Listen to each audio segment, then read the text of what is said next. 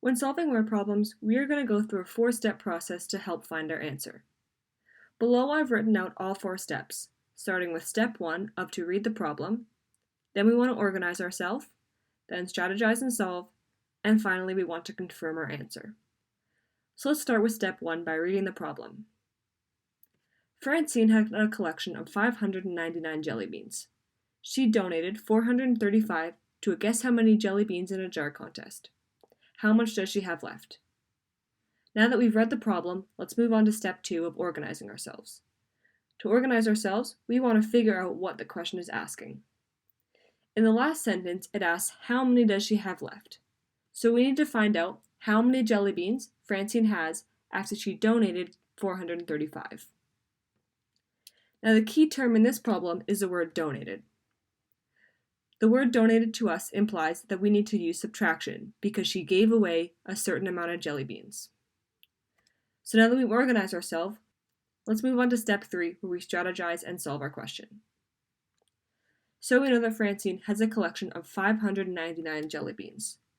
So we'll first write 599, then she donated, so we write the subtracted sign, 435, so then we write 435. So we have to figure out 599 minus 435.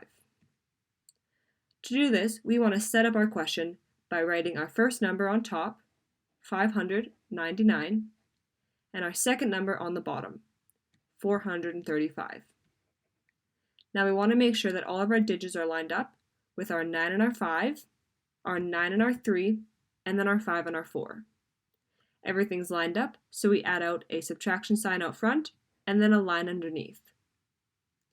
To do the subtraction, we always start at the far right. So we first want to start off with 9 minus 5. 9 minus 5 gives us 4, so we write the 4 directly underneath. Then we move on to the next column of 9 minus 3.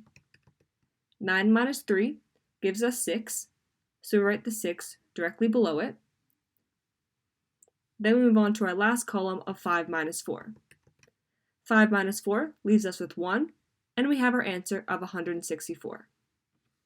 Now that we have our answer, we write it up top, 164, and then we can't forget our units of jelly beans.